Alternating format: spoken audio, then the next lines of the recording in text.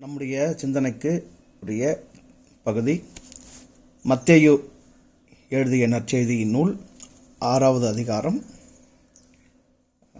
9வது வாக்கியம்.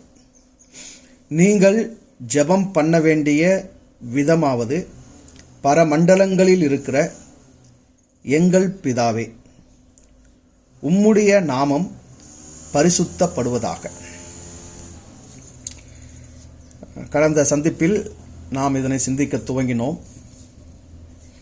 இந்த பரமண்டல ஜெபம் ஒரு மாதிரி ஜெபம் என்று எடுத்துக்கொண்டு இதனையே மனப்பாடமாக, ஒரு வேண்டுதலாக, ஒரு சடங்காக வழிபாட்டின் துவக்கத்திலும் வழிபாட்டின் முடிவிலும் இதனை நாம் ஒப்புவித்து கொண்டு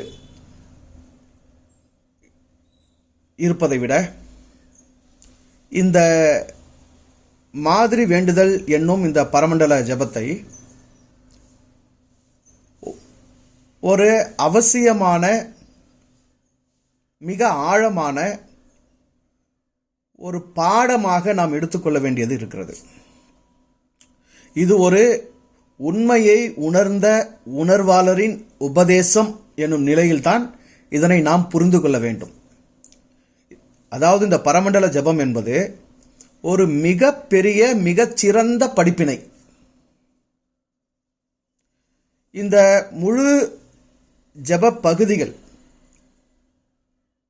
அதனுடைய கருத்தாக்கம், அதனுடைய ஆழ்ந்த சிந்தனை, அதில் பொதிந்திருக்கிற அறிவார்ந்த விளக்கங்கள், அதனுடைய பொருள் இன்னது என்பதை நாம் புரிந்து கொண்டால், விளங்கி கொண்டால், உள்வாங்கிக் கொண்டால்,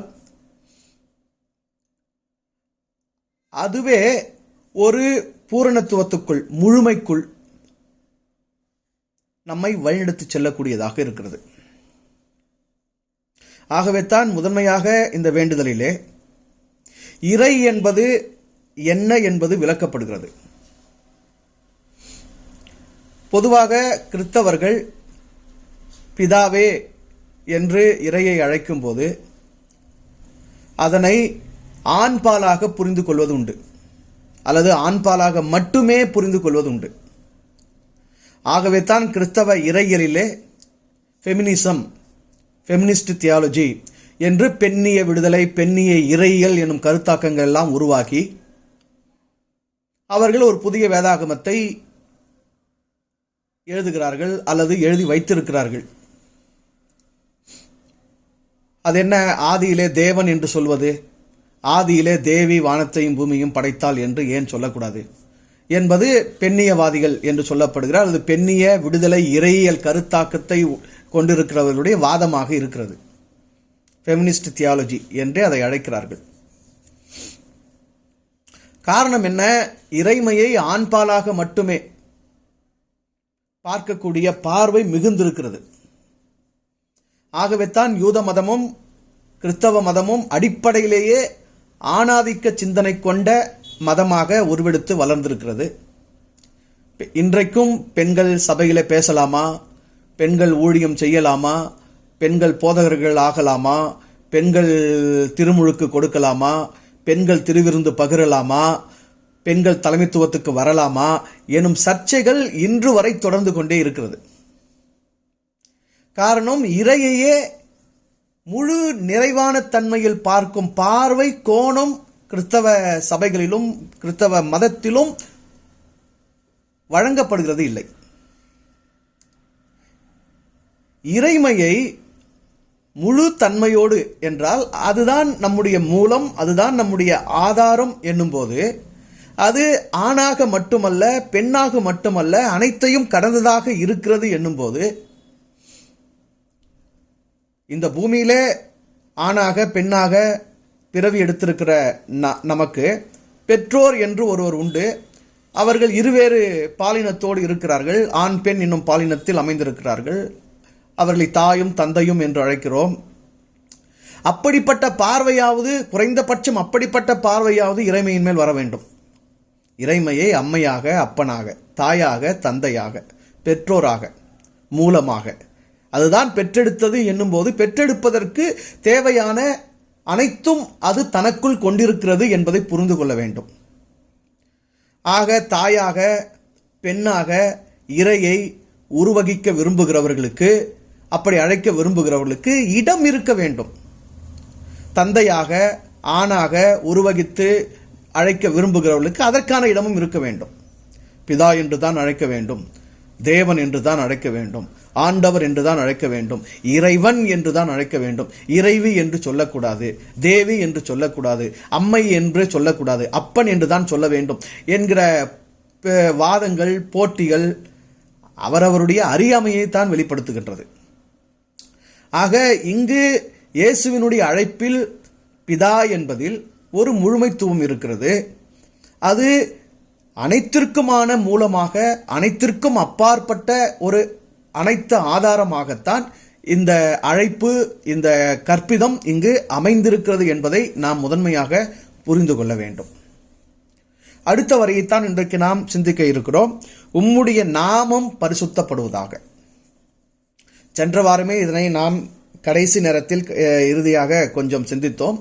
ஆனால் இதை முழுமையாக இன்றைக்கு நாம் தொடர்வோம். பொதுவாக நாமம் என்பது, பெயர் என்பது ஒன்றுக்கு இடப்படுகின்ற அல்லது ஒன்றினுடைய தன்மையை கருதி காரணமாக சூட்டப்படுகின்ற ஒன்றைத்தான் நாம் பெயர் என்று சொல்லுகிறோம். அதாவது பெயர் வேண்டுமானால் அது ஒரு தோற்றமாக, அது ஒரு பொருளாக இருக்க வேண்டும். இல்லை என்பதற்கு, இல்லை என்பதாக இருப்பதற்கு நாமம், பெயர், அடையாளம், அழைப்பு, இட்டுதல், சுட்டுதல் எதுவுமே தேவைப்படுகிறது இல்லை. இப்போ இறை வெறும் இறையாக மட்டும், இறை ஒரு வெட்டவெளியாக, ஒரு பரவெளியாக, ஒரு பரமண்டலமாக, ஒரு பரபிரம்மமாக, ஏதுமற்றதாக, எங்குமாய் அது வியாபித்து இல்லாததாக, காலியாக, ஸ்தூனியமாக இறை இருக்கும் பொழுது அதற்கு நாமம் சூட்டுவார் இல்லை, காரணத்தால் சூட்டுவாரும் இல்லை, தன்மையை கருதி சூட்டுவாரும் இல்லை, அனுபவம் கருதி சூட்டுவாரும் இல்லை, இட்டு அழைப்பாரும் இல்லை. ஆகவே அது நாமமற்றது, அது ரூபமற்றது என்று அதனை நாம் சொல்லுகிறோம். ஆனால் எப்பொழுது இந்த இறை தன்னுள் இருந்து தானே பல கோடி உயிரினங்களாக, அண்டங்களாக, வடிவங்களாக இங்கு தன்னை வெளிப்படுத்தி கொண்டதோ, தான் தோன்றியாக இருந்த இறை, சுயம்புவாக இருந்த இறை, தனக்கென்று எந்த ஒரு வடிவமோ உருவமோ தோற்றமோ கொண்டிராத நிலையில் இருந்த இறை தன்னிலிருந்து படைப்புகள் என்கின்ற ஒரு செயல், ஒரு வினையை நிகழ்த்தி தோற்றமாக வெளிப்பட்டதோ, அப்பொழுது அவைகள் எல்லாம் சுட்டப்படுகின்றது, இட்டு அழைக்கப்படுகின்றது, அடையாளப்படுத்தப்படுகின்றது. அவைகளுக்கு நாமம், பெயர் என்பது வந்துவிட்டது. இதை நாம் எங்கிருந்து புரிந்து கொள்ளலாம் என்றால், ரோமருக்கு எழுதின நிருபம் 1வது அதிகாரம் 20-21. எப்படி என்றால், காணப்படாதவைகளாகிய தேவனுடைய நித்திய வல்லமை, தேவத்துவம் என்பவைகள் உலகம் உண்டானது முதற்கொண்டு உண்டாக்கப்பட்டிருக்கிறவைகளினாலே தெளிவாய் காணப்படும், அவர்கள் போக்கு சொல்ல இடமில்லை. காணப்படாத நிலை, காணப்படாத நித்திய வல்லமை, காணப்படாத தேவத்துவம், அந்த காணப்படாத நிலை என்பது தோற்றமற்றது, உருவமற்றது, வடிவமற்றது என்று புரிந்து கொள்ளலாம்.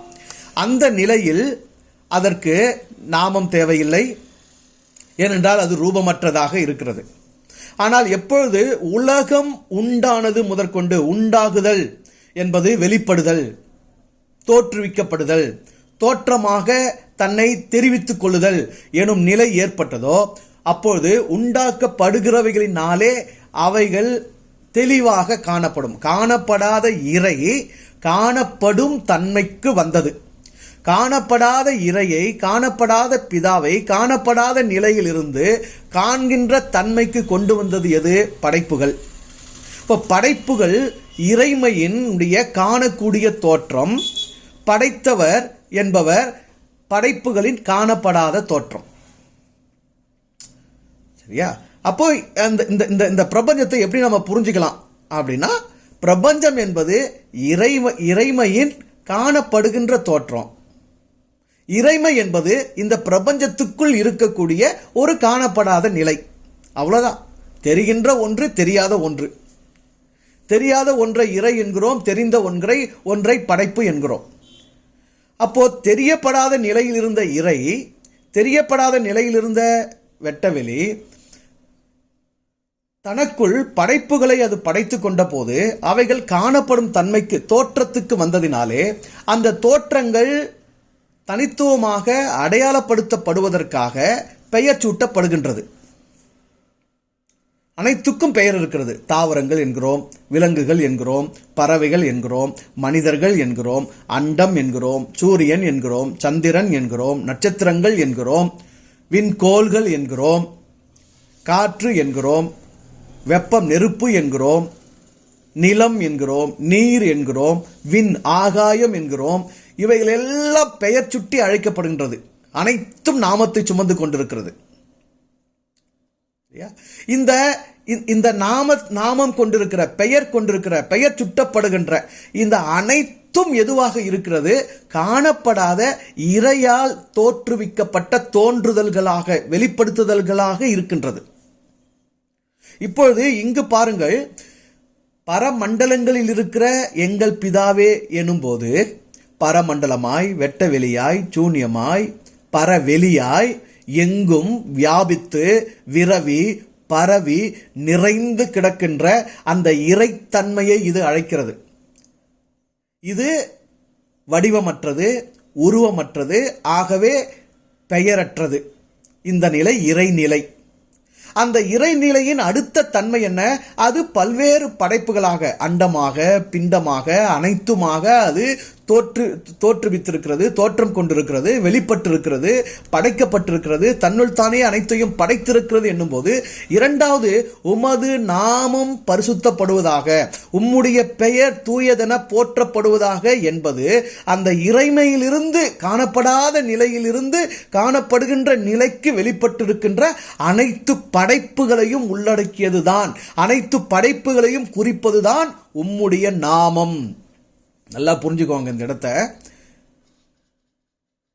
பரமண்டலங்களில் இருக்கிற எங்கள் பிதாவே என்பது, நீங்கள் கடவுளை தொழுகிறீர்கள், கடவுளை வணங்குகிறீர்கள், கடவுளை ஆராதிக்கிறீர்கள், கடவுளை போற்றுகிறீர்கள், கடவுளை புகழுகிறீர்கள் என்றால் அது வெறுமனே பொய்யாக இருக்கும், வெறுமனே அது மாயையாக இருக்கும், அது அர்த்தமற்றதாக இருக்கும். அந்த இறை தொழுகை எவ்வாறு முழுமை அடைகிறது என்றால், அந்த இறைமையிலிருந்து படைப்புகள் வெளிப்பட்டிருக்கின்றது. அந்த படைப்புகள் தான் அந்த இறைமைக்கான வடிவங்களை கொண்டிருக்கிறது. அதுதான் பெயர்களை சுமந்து கொண்டிருக்கிறது.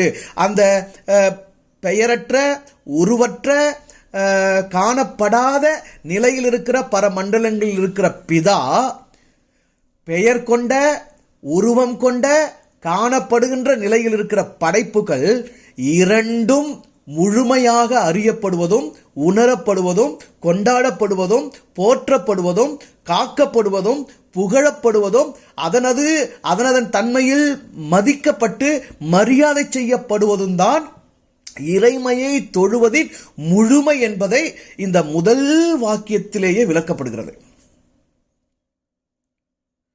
படைத்தவனை படைப்புகளில் இருந்து பிரித்து அறிய முடியாது. படைப்புகளில் இருந்து படைத்தவனை பிரிக்க முடியாது. படைப்புகளை அவமதித்து விட்டு படைத்தவனை மதிக்க முடியாது. சரி, என் மேல ஒருத்தர் அன்பா இருக்கிறன்றாரு, என்ன ஒருத்தர் மதிக்கிறேங்கிறாரு, எனக்கு சிறப்பு செய்யணும்னு நினைக்கிறாரு. ஆனா என் பேரை அவர் கெடுக்கிறாரு, இல்ல என் பேரை தூற்றுகிறாரு, என் பேருக்கு அவர் அவமதிப்பை ஏற்படுத்துறாரு, என் பேரை சொல்லி அவர் இல்லாதது பொல்லாதெல்லாம் சொல்றாரு. ஆனா என்ன அவர் மதிக்கிறன்றாரு. எப்படி இருக்குது? ஏனென்றால் அந்த பெயர் என்பது என்னை சுட்டுவது, அது என்னை அடையாளப்படுத்துவது, அது என்னை குறிப்பது, அதை நான் சுமந்து கொண்டிருக்கிறேன். இந்த பெயர் கூட பாருங்க, நான், எனக்குள் உயிர் இருக்கிறது, அந்த உயிர் தான் உடல் எடுத்திருக்கிறது. அந்த உயிர் எப்போதிலிருந்து இருக்கிறது? இந்த உடல் வெளிப்படுவதற்கு முன்னமேயிலிருந்து அந்த உயிர் இருக்கிறது. இந்த உடல் வெளிப்பட்ட பிறகு உயிர் இல்லை. உயிர் எப்போதும் இருக்கிறது. ஆனால் இந்த உடல் என்னும் தோற்றத்தில் அந்த உயிர் தன்னை வெளிப்படுத்தி இருக்கிறது. ஆக இந்த உடல் வெளிப்பட்ட பிறகுதான், இந்த தோற்றம் வந்த பிறகுதான் எனக்கு ஒரு பெயர் அடையாளப்படுத்தப்பட்டது. இப்போ தோற்றம் இன்றி, வெளிப்படுத்தல் இன்றி பெயர் என்கிற அடையாளம் தேவையே இல்லை. அதே போல இறை எந்த விதமான ஒன்றையும் தோற்றுவிப்பதற்கு முன்பு, படைப்பதற்கு முன்பு அதற்கு பெயர் என்கிற ஒன்று சுட்ட வேண்டிய அவசியம் கிடையாது. எப்போது அது உலகமாக, அண்டமாக, பிண்டமாக, அனைத்துமாக தோற்றுவித்து தன்னை வெளிப்படுத்திக் கொண்டதோ அப்பொழுது நாமம், பெயர் என்பது அனைத்திற்கும் அடையாளப்படுத்தப்படுகிறது. இப்போ இந்த படைப்புகள் சுமந்து கொண்டிருக்கின்ற, மனிதர்கள் சுமந்து கொண்டிருக்கின்ற, உயிர்கள் சுமந்து கொண்டிருக்கின்ற, அண்டங்கள் சுமந்து கொண்டிருக்கிற, விண்கோள்கள் சுமந்து கொண்டிருக்கிற, அவைகளை என்னவென்று நீங்கள் நானும் சுட்டி அழைக்கிறோமோ அத்தனை பெயர்களும் யாரை குறிக்கிறது என்றால், அதனை தோற்றங்களாக வெளிப்படுத்தி இருக்கிற, படைப்புகளாக படைத்து தன்னை அதன் வழியாக காண்பித்துக் கொண்டிருக்கிற இறைவனை சுட்டும் பெயர்களே அவைகள். நல்லா புரிஞ்சுக்கோங்க. அனைத்து பெயர்களும் இறைவனை சுட்டும் பெயர்களே. அனைத்து பெயர்களும் நேரடியாக இறைவனை அடையாளப்படுத்தும், இறைவனை குறிக்கும் பெயர்களே. என் பெயர், உன் பெயர், தாவரத்தின் பெயர், மரத்தின் பெயர், மானின் பெயர், தேனின் பெயர் என்று ஒன்று இல்லை. அனைத்தும் அவனை சுட்டுகின்றது. ஏனென்றால் அனைத்துமாக அவன் வெளிப்பட்டிருக்கிறான் என்பதை நாம் புரிந்து கொள்ள வேண்டும். ஆக இறை தொழுகை என்பது, இறை வணக்கம் என்பது படைத்தவனையும் படைப்புகளையும் இணைத்து வணங்குவது அல்லது இணைத்து மதிப்பது, இணைத்து மரியாதை செய்வது. அந்த இரண்டுக்கும் எவ்விதமான வேறுபாடும் இன்றி நாம் என்ன செய்கிறோமோ, எப்படி புரிந்து கொள்ளுகிறோமோ அதுதான் முழு தொழுகை, அதுதான் வேண்டுதல்.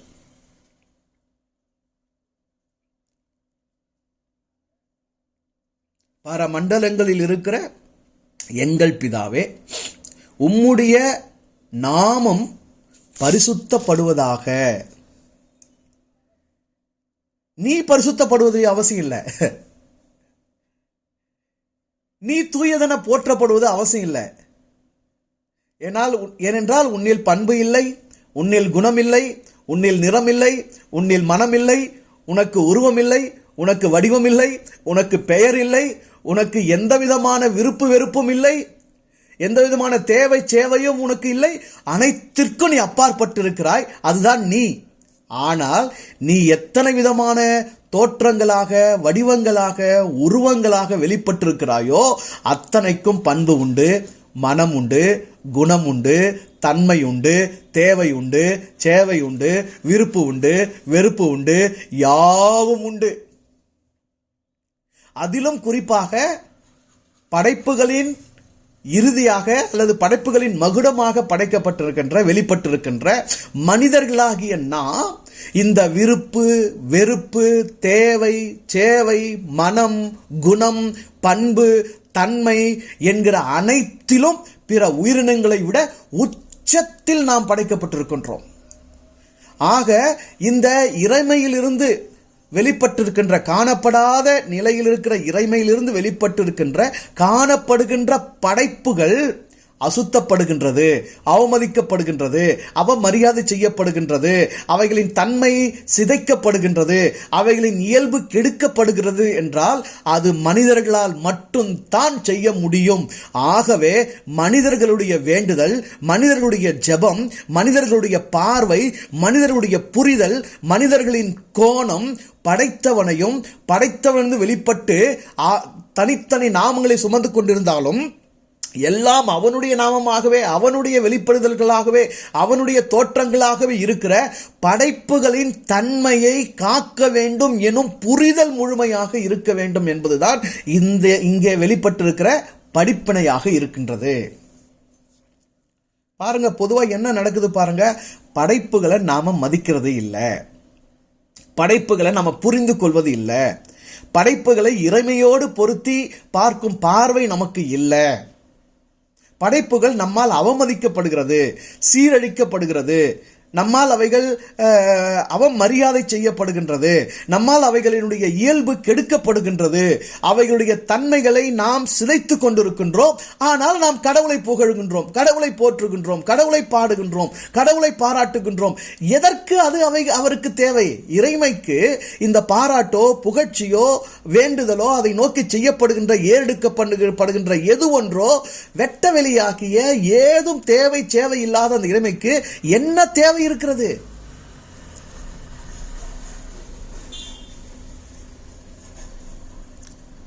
எவ்விதமான குணமும் பண்பும் அற்ற நிலையில் இருக்கின்ற அந்த வெட்ட வெளிக்கு நீங்கள் என்ன கொடுக்க முடியும்?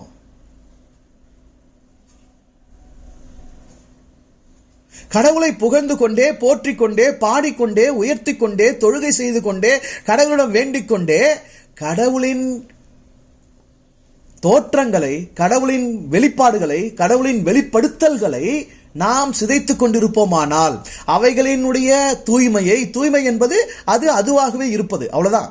தூய்மை என்பது ஏதோ ஆடட் கிடையாது, ஏதோ ஒன்று இல்லாததை சேர்க்கறது கிடையாது, பூசுறது கிடையாது, மெழுகிறது கிடையாது. அதை அதுவாகவே இருக்க விடுறதுக்கு பேர் தான் தூய்மை. அதன் இயல்பில் அதனை இருக்க விடுவது, அதன் தன்மையில் அதனை இருக்க விடுவது, அதற்கு பேர் தான் தூய்மை. அதனை நாம் கெடுக்கும் போது நாம் படைப்புகளை அசுத்தப்படுத்துகிறோம். ஆகவே தான் வேண்டுதல்ல முதன்மையாக இங்கு என்ன படிப்பினை கொடுக்கப்படுகிறது? உம்முடைய நாமம் பரிசுத்தப்படுவதாக என்று சொல்னா என்ன? அப்படி வாழு, நீ அதை நடைமுறைப்படுத்து, அதை செயல்படுத்து. இறைவனின் நாமம் உன்னால் கெடுக்கப்படுகிறதா அல்லது பரிசுத்தப்படுகிறதா? உடனே நாமம் எங்க போயிடக்கூடாது? யெகோவா என்பது இறைவனின் நாமமா? பிதா என்பது இறைவனின் நாமமா? சிவன் என்பது இறைவனின் நாமமா? பிள்ளையார் என்பது இறைவனின் நாமமா? விஷ்ணு என்பது இறைவனின் நாமமா? காளி என்பது இறைவனின் நாமமா? சக்தி என்பது இறைவனின் நாமமா? முருகன் என்பது இறைவனின் நாமமா? அல்லாஹ் என்பது இறைவனின் நாமமா? இவைகள் எதுவும் இறைவனோடு தொடர்பு பட்டதல்ல, இவைகள் எதுவும் இறைவனின் நாமங்கள் அல்ல. இறைவன் நாமத்துக்கும் ரூபத்துக்கும் அப்பாற்பட்டவன். அப்ப எவைகள் இறைவனுடைய பெயர்கள்? உன்னுடைய பெயர் என்பது இறைமையின் பெயர், என்னுடைய பெயர் என்பது இறைமையின் பெயர். ஒரு தாவரத்தின் பெயர் என்பது இறைமையின் பெயர், ஒரு மரத்தின் பெயர் என்பது இறைமையின் பெயர், ஒரு பறவையின் பெயர் என்பது இறைமையின் பெயர், ஒரு விலங்கின் பெயர் என்பது இறைமையின் பெயர், ஒரு புழு பூச்சியின் பெயர் என்பது இறைவனின் பெயர், ஒரு அண்டத்தின் பெயர் என்பது இறைமையின் பெயர், ஒரு பிண்டத்தின் பெயர் என்பது இறைமையின் பெயர், ஒரு கோளின் பெயர் என்பது இறைமையின் பெயர், ஒரு நட்சத்திர குடும்பத்தின் பெயர் என்பது இறைமையின் பெயர். இந்த அண்ட சராசரத்தில் உள்ள, இந்த பிரபஞ்சத்தில் உள்ள, காஸ்மாஸ்னு சொல்றல, யூனிவர்ஸ், இதற்குள்ள இருக்கக்கூடிய அனைத்தின் பெயரும் அவனுடைய பெயர் தான். அனைத்தும் அவனாகத்தான், அல்லது அவனே அனைத்துமாகத்தான் வெளிப்பட்டிருக்கின்றான். ஆக இவைகளின் தன்மை, இவைகளின் இயல்பு, இவைகளின் பண்பு, இவைகளின் குணம் ஒவ்வொன்றும் அதனதனாக காக்கப்படுகிறதா, மதிக்கப்படுகிறதா, போற்றப்படுகிறதா? ஒரு தாவரமாக இருக்கும் தன்மை இங்கு காக்கப்பட்டு போற்றப்படுகின்றதா உன்னாலும் என்னாலும்? ஒரு புழு பூச்சி உண்டு, அதுவாகவே அதன் இயல்பில் இயங்குவதற்கு, இருப்பதற்கு உரிய போற்றுதல், அதற்கான இடம், அதற்கான தன்மை, அதற்கான நிலைப்பாடு இங்கு நம்மால் வழங்கப்படுகிறதா, இருக்கிறதா? மனிதர்களை தவிர வேறு யார் படைப்புகளின் இயல்பை சிதைக்க முடியும்? மனிதர்களை தவிர வேறு யார் இயற்கையை கெடுக்க முடியும்? மனிதர்களை தவிர வேறு யார் படைப்பினுடைய தன்மையின் மேல் கை வைக்க முடியும்? மனிதர்களை தவிர வேறு யார் படைப்புகளை அவமதிக்க முடியும்? ஏனென்றால் மற்ற உயிரினங்கள் எல்லாம் வெறும் தேவையின் அடிப்படையில், தேவையை சார்ந்து, தேவையில் மட்டுமே வாழ்கின்றது. மனிதர்கள் மட்டும்தான் தேவைக்கு அப்பாற்பட்டும் சிந்திக்கிறவர்கள், தேவைக்கு அப்பாற்பட்டும் தேடுகிறவர்கள், தேவைக்கு அப்பாற்பட்ட செயல்களையும் செய்கிறவர்கள். அந்த உரிமை நமக்கு வழங்கப்பட்டிருக்கின்ற அந்த இயல்பு, நமக்கு தனித்தன்மையாக வழங்கப்பட்டிருக்கின்ற அந்த விருப்பம், அந்த 6வது நிலை உயிரினம் என்னும் அந்த ஸ்தானம், அந்த இடம் இருக்கு பார்த்தீங்களா?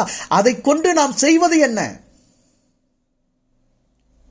இறைமையின் பெயரை தூஷிக்கிறோம். இறைமையின் பெயரை போற்றுவதற்கு பதிலாக இறைமையின் பெயரை தூற்றுகின்றோம், இறைமையின் பெயரை கெடுக்கின்றோம். பெயரை கெடுப்பது என்றால் இறைமையின் தோற்றங்களாக வெளிப்பட்டு அந்த தோற்றங்கள் கொண்டிருக்கின்ற அடையாளமாகிய பெயரை நாம் கெடுக்கின்றோம். அப்படி என்றால் நாம் தாவரங்களை கெடுக்கின்றோம், நாம் பறவைகளை கெடுக்கின்றோம், நீர்நிலையை கெடுக்கின்றோம், நிலத்தை கெடுக்கின்றோம், காற்றை கெடுக்கின்றோம், வெப்பமண்டலத்தை கெடுக்கின்றோம், ஆகாயத்தை கெடுக்கின்றோம், இந்த அண்டத்தில் இந்த புவியில் உள்ள அனைத்து உயிர் ஜீவன்களை நாம் கெடுக்கின்றோம். அனைத்திற்கும் நாம் தூற்றுதல்களை ஏற்படுத்துகின்றோம். எதுவுமே நம்மால் போற்றப்படுவதில்லை, எதுவுமே நம்மால் வாழ வைக்கப்படுவதில்லை. எதனுடைய பெயர் என்ன, எல்லாவற்றினுடைய பெயர்களும் நம்மால் சிதைக்கப்படுகின்றது. இந்த நிலையை புரிந்து கொண்டு இந்த நிலையிலிருந்து நாம் வெளிப்படாமல், நாம் விலகாமல், இறைமையை புரிந்து கொண்டு இறைமையை உணர்ந்து இறைமையோடு நாம் உறவாட முடியாது. இயற்கையோடு எவ்வளவு இசைந்து இணங்கி அந்த இயற்கையின் இயல்பு சிதையாமல் நாம் ஒழுகி வாழ்கிறோமோ அதுதான் உண்மையிலேயே இறையோடு உறவாடுதல்.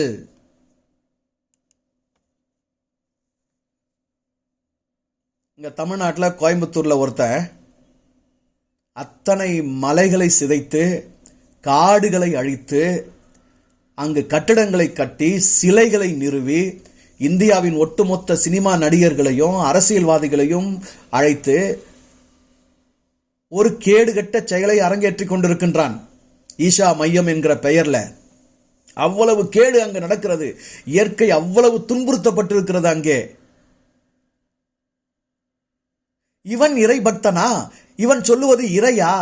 அங்கு காண்பிக்கப்படுவது இறை நியதியா?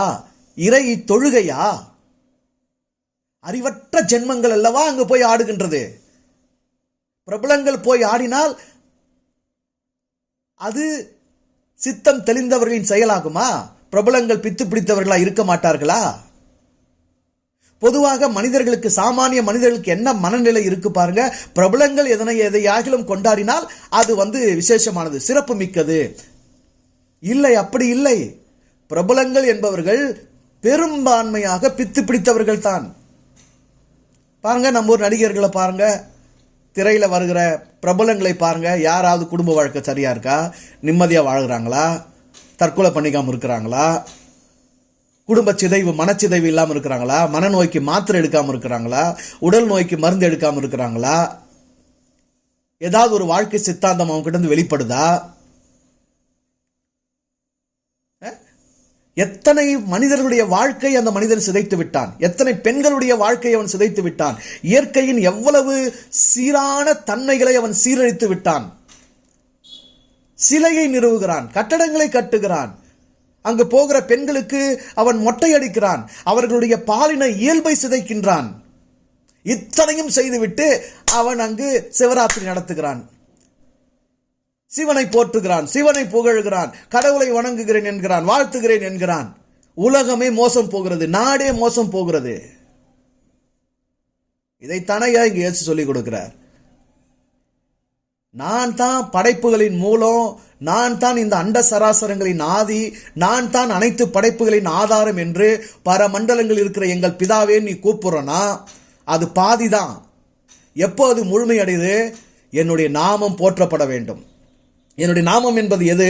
தோற்றமில்லாத எண்ணிலிருந்து தோற்றங்களாக, வெளிப்படுத்தல்களாக வெளிப்பட்டிருக்கிற இந்த படைப்புகளின் தன்மை பாதுகாக்கப்பட்டால், அது உன்னால் சீரழிக்கப்படாமல் இருந்தால், அதன் இயல்புகள் சிதைக்கப்படாதிருந்தால், அதனை அதனாகவே இருக்க விட்டு நீ ஒழுகி வாழ்ந்தால், அதன் நியதிகளை, அதன் இயக்கங்களை இசைவாக புரிந்து கொண்டு இணங்கி வாழ்ந்தால், அதுதான் முழுமை, அதுதான் சரியான தொழுகை, அதுதான் என்னை அழைப்பதனுடைய அழைப்பினுடைய தெளிவு, அதுதான் என்னோடு நீ கொண்டிருக்கிற உறவினுடைய முழுமை. புரிந்து கொள்ள வேண்டும். இயற்கையை சிதைத்துவிட்டு இறைமையை அழைப்பது என்பது கேடானது, தவறானது, முறையானது அல்ல. இயற்கையை ஒழுகாமல், இயற்கைக்கு இணங்காமல், இயற்கைக்கு இசைவாயிராமல் இறைமையை வாழ்த்துவது, வணங்குவது என்பது முழுமையான ஒரு செயல் அல்ல. அது ரொம்ப அறவேக்காட்டுத்தனமானது. ஆகவே பரமண்டலங்களில் இருக்கிற எங்கள் பிதாவே என்று நீ அழைக்கிறாய் என்றால் அதனை முழுமைப்படுத்து. எப்படி முழுமைப்படுத்து? உம்முடைய நாமம் பரிசுத்தப்படுவதாக.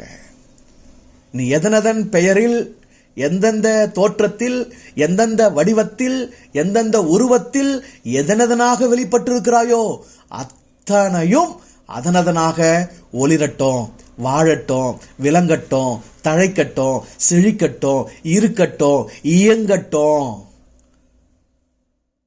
அதை நான் புரிஞ்சுக்கிறேன், அதை அதுவாகவே நான் பார்க்குறேன், அதை அதுவாகவே நான் ஏற்றுக்கிறேன், அதை அப்படியே நான் ஒத்துக்கிறேன், அந்த இருப்பை நான் கொண்டாடுறேன், அந்த இசைவு, அந்த இயக்கத்தில் நான் என்னை இணைத்துக் கொள்ளுகிறேன் என்று அனைத்தோடும் இணங்கு.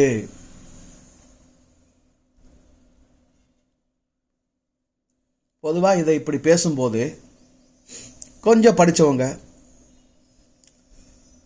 கொஞ்சம் தங்களை அறிவாளின்னு நினைக்கிறவங்க உடனே இவர் அத்வைத கொள்கை பேசுறாருன்னுவாங்க. அத்வைதம் அதாவது இந்தியன் பிலாசபி அப்படின்னு சொல்லும்போது, இந்திய தத்துவங்கள், இந்திய மெய்யியல் அப்படின்னு சொல்லும்போது அது இங்கே 3ஆக பிரிக்கப்பட்டிருக்கு. ஒன்று அத்வைதம், இன்னொன்று துவைதம், மூணாவது விசிஷ்டாத்வைதம்.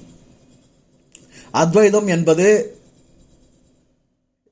ஏறக்குறைய ஒரு 14-15ஆம் நூற்றாண்டில் கேரளாவில் பிறந்த, காலடிங்கிற இடத்துல பிறந்த சங்கரர், அவர் ஆதிசங்கரர், அதாவது இந்தியாவில் இருக்கிற 4 பெரும் சங்கர மடங்களை உருவாக்கியவர். அவர் கண்டுபிடிச்சது, அவர் உருவாக்கியதுன்னு இவங்க வரலாறு எழுதி வச்சுருக்காங்க. இரண்டாவது மாத்துவர், அவரும் கிட்டத்தட்ட ஒரு 15-16ஆம் நூற்றாண்டில் வாழ்ந்தவர். அவர் கன்னடர், அவர் கன்னட நாட்டில் பிறந்தவர். அவர் துவைதம் என்கிற தத்துவத்தை கண்டுபிடிச்சாரு அப்படின்னு எழுதி வச்சுருக்காங்க. விசிஷ்டாத்வைதம் அப்படிங்கிறது ஒரு 17ஆம் நூற்றாண்டு வாக்கில் காஞ்சிபுரத்தில் வாழ்ந்தவர். ஆனால் ஒரு தெலுங்கர், அவர் ஆந்திராவை சேர்ந்தவர், ராமானுஜர். அவருடைய கண்டுபிடிப்பை விசிஷ்டாத்வைதம் வச்சிருக்கிறாங்க. அதாவது அத்வைதம் என்பது 2 அல்ல 1, படைத்தவனும் படைப்புகளும் வெவ்வேறு அல்ல, ஒன்றாகவே இருக்கிறது எனும் தத்துவத்தை சொல்றது அத்வைதம். படைப்பும் படைப்புகளும் வேறு வேறாக இருக்கிறது, 2ஆக இருக்கிறது, 2 என்னும் தன்மையை சொல்வது துவைதம். ஒன்றாகவும் இருக்கிறது, 2ஆகவும் வெளிப்பட்டிருக்கிறது எனும் தன்மையை சொல்வது விசிஷ்டாத்வைதம். இதுதான் இந்திய மெய்யியல், இந்திய தத்துவம்னு சொல்றாங்க. ஆனா இந்த அத்வைதம் என்பது ஏதோ ஆதிசங்கரர் கண்டுபிடித்ததல்ல, துவைதம் என்பது மாத்துவர் கண்டுபிடிச்சது அல்ல, விசிஷ்டாத்வைதம் என்பது ராமானுஜர் கண்டுபிடிச்சதில்லை. ஏற்கனவே சங்க இலக்கியம் முதற்கொண்டு, அதற்கு முன்பான இலக்கியங்கள் முதற்கொண்டு மனிதர்கள், குறிப்பாக தமிழர்கள் சிந்தனையில் ஊறி கிடந்தவைகள். பாருங்க, இங்க என்ன பிரச்சனை நடக்குதுன்னா, இப்போ பூமி உருண்டைங்கிறத யார் கண்டுபிடிச்சது அப்படின்னா, கிமு 6ஆம் நூற்றாண்டுல பித்தாகரஸ் என்பவர் பூமி உருண்டைன்னு கண்டுபிடிச்சாரு. சரி, இந்தியாவை யார் கண்டுபிடிச்சது? 14ஆம் நூற்றாண்டுல வாஸ்கோட காமா கண்டுபிடிச்சாரு. அப்புறம் பூமி சூரியனை சுற்றுது, கோள்கள் சூரியனை சுற்றுதுன்னு யார் கண்டுபிடிச்சாரு அப்படின்னா கலிலேயா கண்டுபிடிச்சாரு அப்படின்னு சொல்றல. அப்படி சொல்லும் போது நம்ம அதை எப்படி புரிஞ்சுக்கிறோம் அப்படின்னா, வாஸ்கோட காமா தான் இந்தியாவை கண்டுபிடிச்சாரு. 14ஆம் நூற்றாண்டுல வாஸ்கோட காமா இந்தியாவை கண்டுபிடிக்க இந்தியாங்கிற ஒரு இடமோ நாடோ மக்களோ எதுவுமே இல்லைன்றது போல புரிஞ்சுக்கிறோம். பித்தாகரஸ் கிமு 6ஆம் நூற்றாண்டுல பூமி உருண்டைன்னு கண்டுபிடிச்சாருன்னா அப்பதான் பூமி உருண்டை ஆச்சுன்னே புரிஞ்சுக்கிறோம், இல்ல அவர் தான் உருண்டை ஆக்குனார்னே புரிஞ்சுக்கிறோம். அப்படிப்பட்ட கேடுதான் இந்தியாவில் விளைஞ்சிருக்குது. சரியா? 2 அல்ல 1, படைத்தவனும் படைப்புகளும் என்று 2 நிலை அல்ல, ஒன்றுதான் இருக்கின்றது. ஒன்று உண்மை, இன்னொன்று நிலையாமை, மாயை என்பது சங்கரர் கண்டுபிடிச்சது இல்ல. அது ஏற்கனவே இங்கு விரவி இருந்த, பரவி இருந்த, மக்கள் மனங்களில் ஊறியிருந்த, நெடுங்காலமாக சிந்திக்கப்பட்டிருந்த, உள்வாங்கி இருந்த எச்சங்கள், இங்க அவங்க சிந்திச்சு விட்டுட்டு போன கருத்துக்கள் தான். அந்த கருத்துக்களுக்கு பேர் வச்சாவன், இன்றைக்கு அவன் பேரில் அது அடையாளப்படுத்தப்படுகிறது. ஆனால் அந்த கருத்து உண்மையாகவே சங்கரருடையது அல்ல. அத்வைதம் என்று பெயர் வைத்து விட்டால் அந்த கருத்து சங்கர கருத்து அல்ல. இயேசுவிலும் அது ஊறி இருந்தது. நானும் என் பிதாவும் ஒன்றாய் இருக்கிறோம். அண்டத்தில் உள்ளதே பிண்டத்தில் இருக்கிறது, பிண்டத்தில் உள்ளதே அண்டத்தில் இருக்கிறது. அவனுக்கு முன்னாடி எவ்வளவு சித்தர்கள், வானாகி, ஒளியாகி, நீராகி, நிலமாகி, காற்றாகி, இதுவாகி, அதுவாகி, அனைத்துமாகி என்று தாயுமானவர், மாணிக்க வாசகர், எத்தனையோ புலவர்கள், நாயன்மார்கள், ஆழ்வார்கள் அவர்கள் காலங்களில் அதனை பாடி இருக்கிறார்கள்.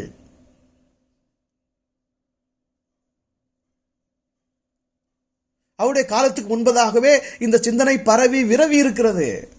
எளிமையா நம்புறாக்கள் பாருங்களே, காற்றாகி ஊற்றாகி, அந்த ஒரு மாரியம்மா பாட்டு, அந்த பாட்டுல எவ்வளவு அழகா அதை கொண்டு வந்திருப்பாங்க. இந்த சிந்தனை முழுவதும் மனிதர்களில், குறிப்பாக தமிழர்களில், முதன்மை குடிகளில் ஏற்கனவே ஊறியிருந்த சிந்தனை. பெத்தவன் தான் அப்பா, பேர் வச்சுவன் அப்பாவாக முடியாது, பேர் யாருன்னு வைக்கலாம்.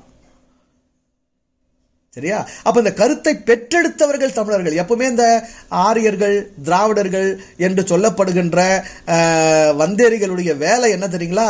இங்க இருக்கிறவர்களுடைய சிந்தனையை எடுத்து அதுக்கு ஒரு புது விளக்கம் கொடுத்து அதுக்கு ஒரு புது பேரை வச்சு அடையாளப்படுத்தி அதை தாங்களே கண்டுபிடிச்ச மாதிரி, தாங்களே பெற்றெடுத்த மாதிரி, தாங்களே உணர்ந்த மாதிரி, தாங்களே புரிஞ்ச மாதிரி அதை வெளிப்படுத்திக்கிறது தான். படைத்தவனும் படைப்புகளும் வேறல்ல, இரண்டல்ல, ஒன்றுதான் என்ற அத்வைத கொள்கை சங்கராச்சாரியார் தன்னுள் தான் உணர்ந்தறிந்து புரிந்துணர்ந்து அவன் அதை வெளிப்படுத்தி இருந்தால் அவன் எப்படி சங்கர மடங்களை உருவாக்கி ஜாதியை வளர்க்க முடியுங்க? அவன் எப்படி ஏற்றத்தாழ்வை பேண முடியும்? அனைத்தும் இறைமையின் வெளிப்பாடுகள், இறைவனை அன்றி வேறென்று இல்லைன்னு போது மேல ஒருத்தன் கீழே ஒருத்தனுங்கிற பார்வை எப்படி இருக்கும்? அது இருக்கிறவன் எப்படி இதை உணர்ந்திருக்க முடியும்? நிறத்தால் ஒருவன் உயர்ந்தவன், ஒருவன் தாழ்ந்தவன். சாதியால் ஒருவன் உயர்ந்தவன், ஒருவன் தாழ்ந்தவன். படிப்பால், பணத்தால், அந்தஸ்தால், இனத்தால் உயர்ந்தவன் தாழ்ந்தவன் என்று மனிதர்களுக்குள்ளேயே இவ்வளவு பிரிவினைகளை, பேதங்களை, வேறுபாடுகளை கருதுகிற ஒரு மனம் எவ்வாறு இரண்டல்ல ஒன்று, அனைத்தும் இறைமயம், அனைத்தும் சிவமயம், அனைத்தும் அவனே, அனைத்துமாகி இருப்பவன் ஒரு இறைவனே, ஒரு உயிரே, பேர் உயிரே, அனைத்து உருவங்களாக வெளிப்பட்டிருக்கிறது என்கிற உண்மையை எப்படி உள்வாங்கியிருக்க முடியும்? அது ஒரு உயர்ந்த கருத்து, அது ஒரு உயர்ந்த தத்துவம், அது ஒரு உயர்ந்த சிந்தனை, அது ஒரு உயர்ந்த பண்பு, அது உயர்ந்த புரிதல், அது உயர்ந்த மனிதர்கள் கொண்டாடினது. அதனை திருடி அதுக்கு பேர் வச்சு அப்பாவாயிட்டான். இன்னைக்கு பேர் வைக்கிறோம் தான் அப்பா, ஸ்டிக்கர் ஒட்டுறோம் தான் இன்னைக்கு பெரிய அரசியல்வாதி, ஸ்டிக்கர் ஒட்டுறோம் தான் இன்னைக்கு அரசியல் தலைவனாவே இருக்கிறான். ஸ்டிக்கர் ஒட்ட தெரியணும். எவன் கருத்தாவது திருடி அதுக்கு தான் பேரை, தான் படத்தை ஸ்டிக்கர் ஒட்டிட்டா போதும். அதைத்தான் இவங்க எல்லாம் செஞ்சானுங்க. மாத்துவர் செஞ்சதும் அதுதான், ராமானுஜர் செஞ்சதும் அதுதான், சங்கரர் செஞ்சதும் அதுதான். இவங்க அத்தனை பேரும் ஸ்டிக்கர் ஒட்டின அரசியல்வாதிகள், ஆன்மீகவாதிகள் அல்ல, உண்மையை உணர்ந்தவர்கள் அல்ல, புரிந்தவர்கள், உள்வாங்கினவர்கள் அல்ல. அதனால இந்த கருத்தை பேசும்போது இது அத்வைதம், இது சங்கரர் கருத்து அப்படின்ற எண்ணமே வரக்கூடாது. இது அனைத்து உயிரினமும் அனைத்து மனிதர்களும் உள்வாங்க முடிஞ்சது. மாயை என்னும் கருத்தை இவன் கண்டுபிடிக்கல, மாயை என்பதை புத்தன் கண்டுபிடிக்கல. நிலையாமை என்னும் கருத்து நீண்ட நெடுங்காலமாக மனிதர்கள் சிந்தனையில் இருக்கிறது. திருவள்ளுவர் நிலையாமைக்கு ஒரு அதிகாரத்தையே தனியா வகுத்து எழுதியிருக்கிறாரு. இந்த உலகத்தில் நிலையாமை என்று ஒன்று இருக்கிறது.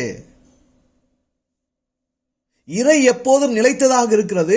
அந்த பெரும் வெட்டவெளி எப்போதும் நிலைத்ததாக இருக்கிறது. அதிலிருந்து தோன்றி வெளிப்பட்டு பல்வேறு நாமங்களில், பெயர்களில், பல்வேறு உருவங்களில் இன்றைக்கு நம்மால் பார்க்கப்படுகின்ற, புழங்கப்படுகின்ற, அனுபவிக்கப்படுகின்ற, நம்மால் பெயரிட்டு அழைக்கப்படுகின்ற அத்தனை படைப்புகளும் நிலையற்றதாக இருக்கிறது.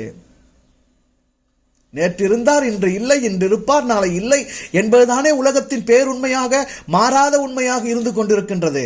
அதுதானே இந்த பேருலகத்தின் பெரும் அழகாக விளங்கி கொண்டிருக்கின்றது. புரிந்து கொள்ள வேண்டும். நீ என்பது, நான் என்பது ஒரு மாயை. அந்த மாயை அனுமதிக்கப்பட்ட ஒரு மாயை. உண்மையிலேயே நான் யார் என்று என்னை தேடி போனால் எனக்கு ஒரு உடல் இருக்கிறது, எனக்கு ஒரு மனம் இருக்கிறது, எனக்கு அந்த மனதில் விருப்பங்கள் இருக்கிறது, உணர்வுகள், உணர்ச்சிகள், புரிதல்கள், அறிவு, தேடலாம் இருக்கிறது. இவையெல்லாம் ஒரு உயிரால் இயக்கப்படுகின்றது. ஆனால் இது இரவில் நான் தூங்கும் போது நான் என்பது என்ன ஆகிறது?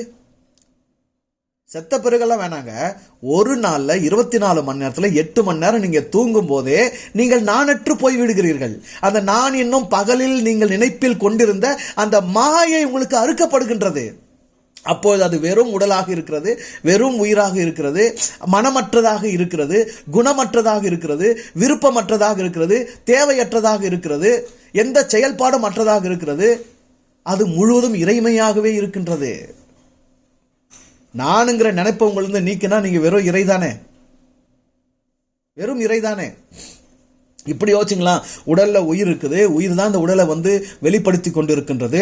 இந்த உடலை விட்டு இந்த உயிர் பிரிந்து விட்டால் இந்த உடல் எங்கே போகின்றது? இந்த பஞ்சபூதங்களோடு கலக்கின்றது, அல்லது இந்த இறை என்கிற அண்டம் என்கிற பேருடலோடு இணைகின்றது. அந்த பேருடலில் ஏற்கனவே பேருயிராகி இறை இருக்கின்றது. அப்படின்னா என்ன? இங்க இருந்தாலும் நீ உயிரோடு இறையோடு தான் இருக்கிற, இந்த உடம்புல இருந்தாலும்.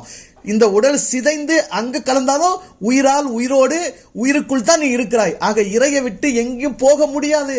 அவ்வளவு இறையும் நீயும் ஒன்றாகவே, நீ இறையாகவே இறை நீயாகவே இருக்கின்ற இந்த நிலைதான் உண்மை. அதனாலதான் முதன்மையா உன் பெயரை மதி, உன் உடலை மதி, உன் தோற்றத்தை மதி, உன்னை வணங்கு, உன்னை போற்று, உன்னை போற்றி பேணு, உன்னை பாதுகாத்துக்கோ, உன் மேல அக்கறையா இரு, உன்னை சிறப்பு செய்யு. உன் பெயருக்கு நீ என்ன செய்கிறாயோ, உன் உடலுக்கு உன் தோற்றத்துக்கு நீ என்ன செய்கிறாயோ, உன் இருப்புக்கு உன் இயக்கத்துக்கு நீ என்ன செய்கிறாயோ, அதுவே நீயாக வெளிப்பட்டிருக்கும், நீயாக தோற்றம் கொண்டிருக்கும், நீயாக தன்னை காண்பித்துக் கொண்டிருக்கும் இறைமைக்கு செய்வதாகும் என்று கற்பிக்கப்படுகின்றது. இந்த உண்மையை நாம கொஞ்சம் நிதானமா உள்வாங்கிக்க வேண்டியிருக்கின்றது. இன்றைக்கு யாரெல்லாம் இறை இறை என்கிறார்களோ, கடவுள் கடவுள் என்கிறார்களோ, காட் காட் என்கிறார்களோ, பிரசங்க மேடைகளை அமைத்து பெரிய மடங்களை நிறுவி இறை கருத்தை ஆன்மீகத்தை வளர்க்கிறேன் என்கிறார்களோ, அவர்களால் தான் இயற்கை சுரண்டப்படுகின்றது. இயற்கை சுரண்டலுக்கு அவர்கள் துணை போகிறார்கள். இயற்கைக்கு விரோதமாக அவர்கள் செயல்படுகிறார்கள். இயற்கையின் இயல்புகளை எல்லாம் சிதைக்கிறார்கள், கெடுக்கிறார்கள். ஆகவே தான் இந்த மாதிரி ஜபத்தில் பரமண்டல ஜபம் என்கிறோமே, இதில் பரமண்டலங்கள் இருக்கிற எங்கள் பிதாவே, உம்முடைய நாமம் பரிசுத்தப்படுவதாக, உம்முடைய பெயர் தூயதென போற்றப்படுவதாக. உம்முடைய பெயரை காக்காத ஒருவன் உமக்கு விரோதமானவன். இயற்கையை சிதைக்கின்ற ஒருவன் இறைமைக்கு விரோதமானவன். இயற்கையை புரிந்து கொள்ளாத ஒருவன் இறைமையே புரிந்து கொள்ளாதவன். இயற்கைக்கு எதிர்த்து நிற்கின்ற ஒருவன் இறைவனுக்கு எதிரியாக இறைவனை எதிர்த்து நிற்கிறவன். எவ்வளவு அழகா விளங்க பண்றாரு பாருங்க.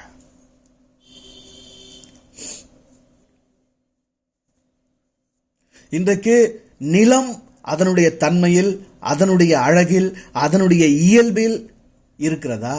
நீர் அதனுடைய தன்மையில், அதனுடைய இயல்பில் இருக்கின்றதா?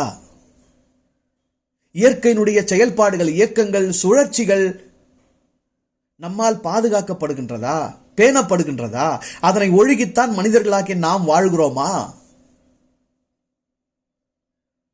மனிதர்களினுடைய அறிவு மிகுதி, மனிதர்களுடைய ஆசையின் மிகுதி, மனிதர்களுடைய பேராசையினுடைய வெளிப்பாடாக ஒட்டுமொத்த பூமி என்கிற இருப்பிடமும், இந்த இருப்பிடத்தில் இயங்கக்கூடிய அத்தனை உயிர்களும், அதனுடைய இயக்கங்களும், இயற்கையின் அழகும் அசிங்கப்படுத்தப்பட்டு வருகின்றது, அவமதிக்கப்பட்டு வருகின்றது, அழிக்கப்பட்டு வருகின்றதே. நீர் நீராக இல்லை, நிலம் நிலமாக இல்லை, காற்று காற்றாக இல்லை, சூடு சூடாக இல்லை, பருவநிலைகள் பருவநிலைகளாக இல்லை, சுழற்சிகள் எதுவும் இயக்கங்கள் எதுவும் இயக்கங்களாக இல்லை.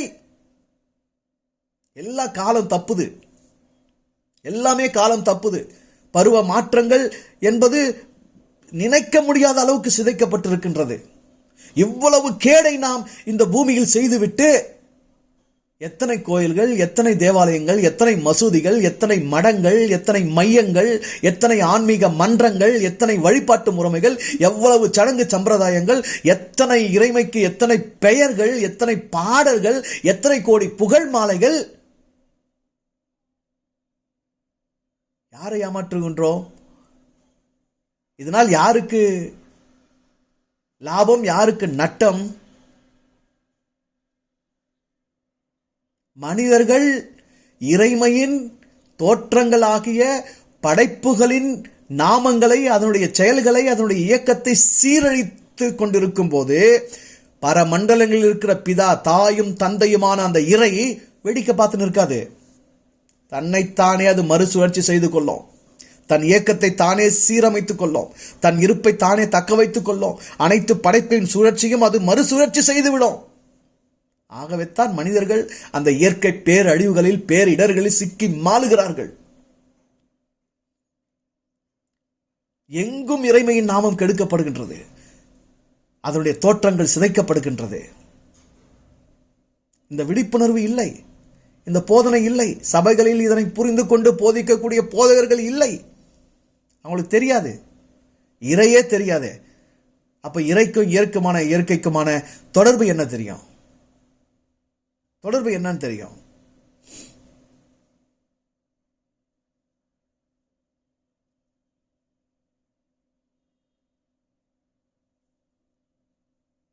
நாம நினைக்கிறோம் பெட்ரோலை நிறுத்திட்டு டீசலை நிறுத்திட்டு எரிவாயுவை கேஸை நிறுத்திட்டு நாம் எல்லாம் எலக்ட்ரிக் பேட்டரிக்கு போயிட்டோம்னா இயற்கையை பாதுகாத்துறோம்னு நினைக்கிறோம். ஆனால் பெட்ரோலை விட, டீசலை விட, கேஸை விட இன்னும் அதிகமாக பூமியினுடைய சுழற்சியும் அதனுடைய இயக்கத்தன்மையும் கெடுக்கக்கூடியது லித்தியம் பேட்டரி பயன்பாடு, எலக்ட்ரிக் வாகனங்களின் பயன்பாடு. அது இன்னும் அதிக கேடுதான். மாற்றம் கிடையாது. மாற்றமெல்லாம் நம்ம செய்ய முடியாது.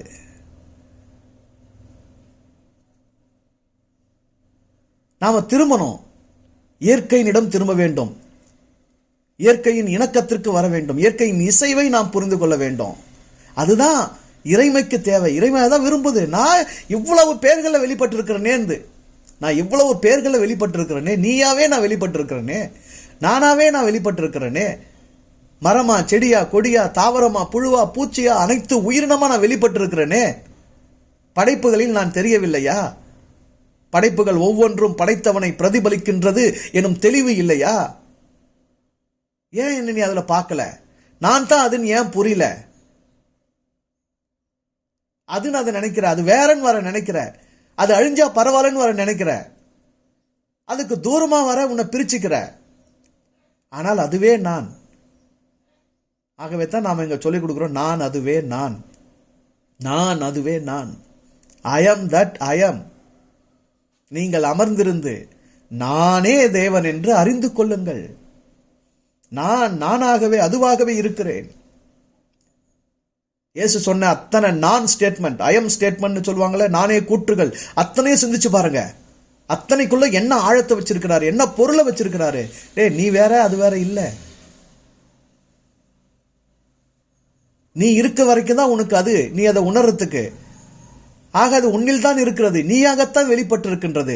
உன்னிலிருந்து அதை உணர். உன்னை சிதைத்துக் கொண்டு நீ இறைமையை போற்ற முடியாது. உன்னை அழித்துக் கொண்டு நீ இறைமையை போற்ற முடியாது. உன்னை அவமதிப்பு செய்து கொண்டு நீ இறைவனை ஆராதிக்க முடியாது. உன்னை அவமதிக்காத.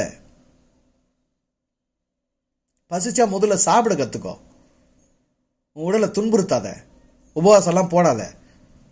உபவாசம் போறேன்னா உடலின் நன்மைக்காக போடு, உடலின் நன்மைக்காக போடு.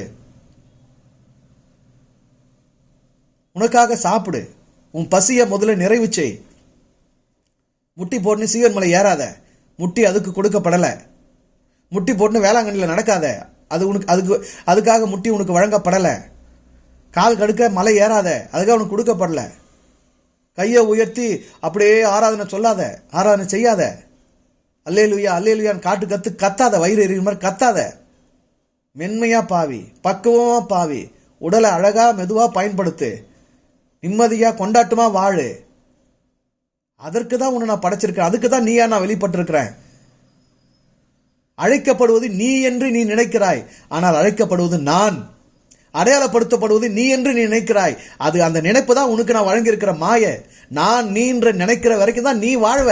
நீ வாழ்வதற்கான செயலை செய்வ. நீயா இருப்ப. அது ஒரு ஒளிர்வு. அந்த ஒரு இயக்கத்தை நான் ஏற்படுத்தி வச்சிருக்கிறேன். ஆனா உண்மையிலேயே அது நானு. என்ன தவிர வேறு ஒன்று இல்லை. என்ன தவிர வேறு எதுவும் இல்லை. என்ன தவிர வேறு யாரும் இங்க இல்லை. அனைத்தும் நானாக இருக்கிறேன் என்று ஆண்டவன் அனைத்திலும் தன்னை விரித்து விளங்க செய்து கொண்டிருக்கின்றான். அந்த வெளிப்பாடை புரிஞ்சுக்கோ. அந்த விளங்குதலை புரிஞ்சுக்கோ. உன்னை நேசி. உன்னை நேசி. உன்னில் என்னை பார். உன்னை நேசிப்பதும் என்னை நேசிப்பதும் ஒண்ணுதான்றத முதல்ல புரிஞ்சுக்கோ. உன்னை மதிக்கிறதோ என்ன மதிக்கிறதோ ஒண்ணுதான் நீ புரிஞ்சுக்கோ. உன்னை வாழ வைக்கிறதோ என்ன வாழ வைக்கிறதோ ஒண்ணுதான் புரிஞ்சுக்கோ. எதையும் உன்னிலிருந்து துவங்கு. இயற்கையை போற்றணும், இயற்கையை வாழ்த்தணும், இயற்கையை வணங்கணும், இயற்கையை பாதுகாக்கணும். அதெல்லாம் ரெண்டாவது. முதல்ல எல்லாத்தையும் உங்ககிட்ட இருந்து ஆரம்பி. ஏன்னா அந்த மதங்கள் என்ன வேலை செஞ்சிச்சு தெரியுமா? உன்னை மதிக்கிறதுல இருந்தே உன்னை பிரிச்சிடுச்சு. உன் சுயத்தை உணர்றதுலேருந்தே உன்னை வெளியே கொண்டு வந்துடுச்சு. முதல் அவமதிப்பு இந்த மதங்கள் நீ உன்னை செய்யும்படி தான் உனக்கு சொல்லிக் கொடுக்குது. உன்னை பாவின் ஒத்துக்க வைக்கிறதுல வெற்றி கண்டதே மதங்கள். குறிப்பா கிறிஸ்தவ மதம் ஒரு மனிதன் தன்னைத்தானே பாவி என்றோ இழி பிறப்பு என்றோ தாய் தன்னை பாவத்தில் கர்ப்பம் தரித்தாள் என்றோ துர்குணத்தில் உருவானேன் என்றோ நான் இறைவனுக்கு தூரமானவன் என்றோ நான் இறைவனிடத்தில் சேரத்துக்கு எனக்கு தகுதி இல்லை என்றோ இறைவனுடைய நீதி எனக்குள் இல்லை, இறைவனுடைய நீதிக்கு நான் தூரமாக்கப்பட்டிருக்கிறேன், இறைவன் என்னை பார்க்க முடியாத அளவுக்கு நான் பாவத்தில் நிறைஞ்சிருக்கிறேன், அவன் சுத்த கண்ணை நான் அசுத்த என்று உன்னை நம்ப வச்சு உன்னை இறைவனிலிருந்து உன்னை வேறு பிரித்து உன்னை தூரமாக்கி கொண்டு போனதான் இந்த கிறிஸ்தவ மதத்தினுடைய வெற்றி. சண்டாளர்கள் இவ்வளவு பெரிய சதி செஞ்சிட்டாங்க.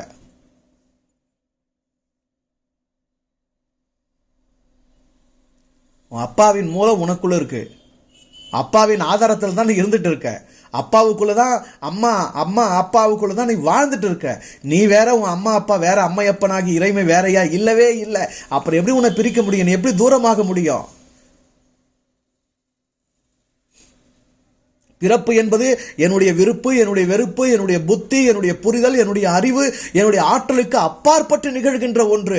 அதுல போய் எப்படி நான் பாவம் செய்ய முடியும்? என் பாவத்தில் அது எப்படி விளையும்?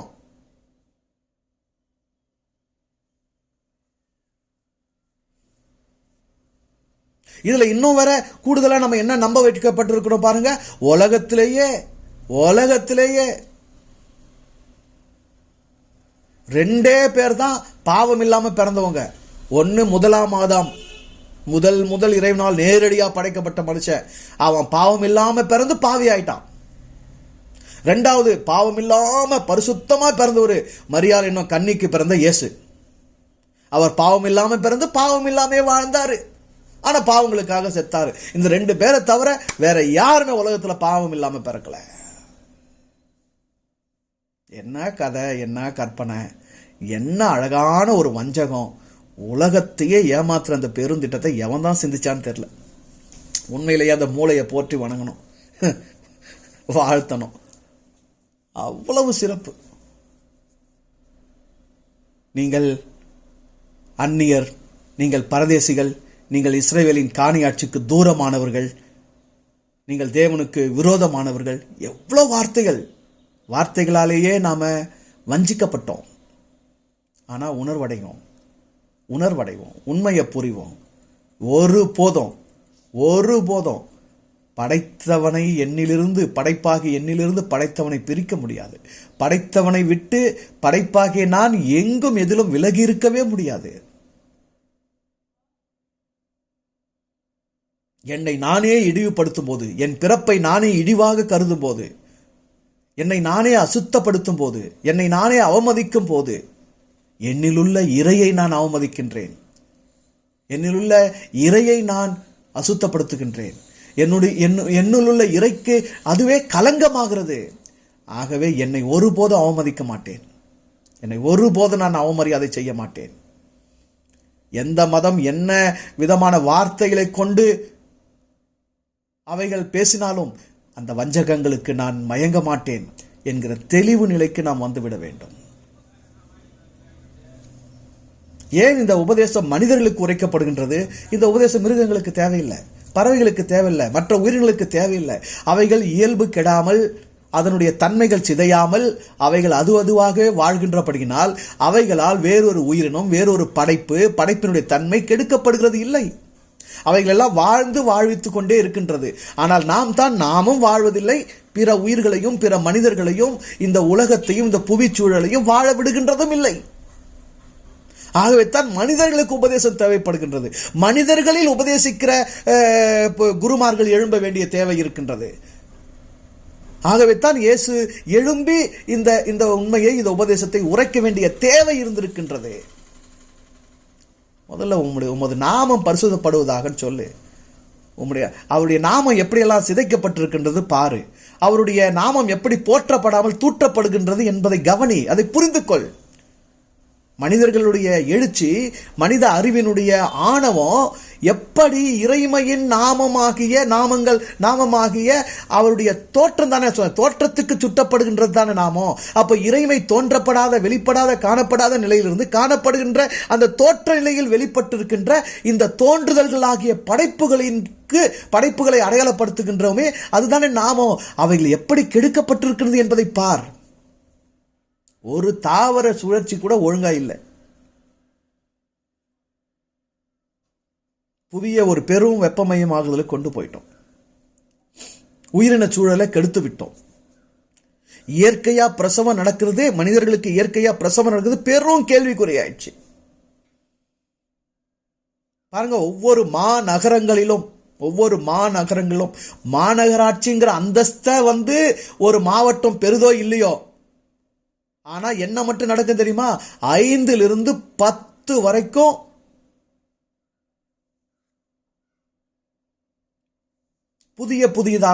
புதிதாக